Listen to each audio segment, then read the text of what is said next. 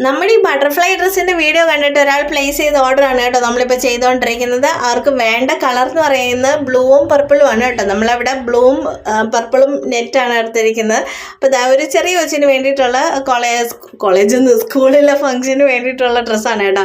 അപ്പോൾ ഇതേ കാണുന്ന കളേഴ്സാണ് നമ്മൾ എടുത്തിരിക്കുന്നത്. അപ്പോൾ ഇടുക്കി എന്നുള്ളൊരു ഓർഡറാണ് കേട്ടോ ഇത്.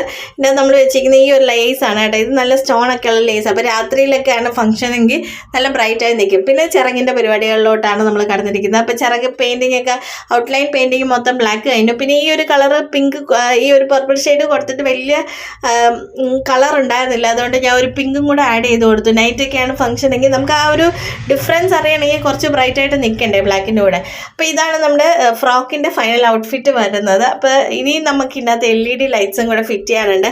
ആ ലൈറ്റ് ഫിറ്റ് ചെയ്യൽ കുറച്ച് ടാസ്ക്കാണ് കേട്ടോ.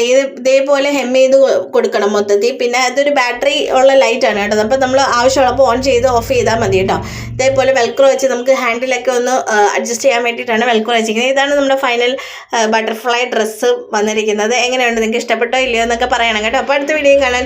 Bye bye.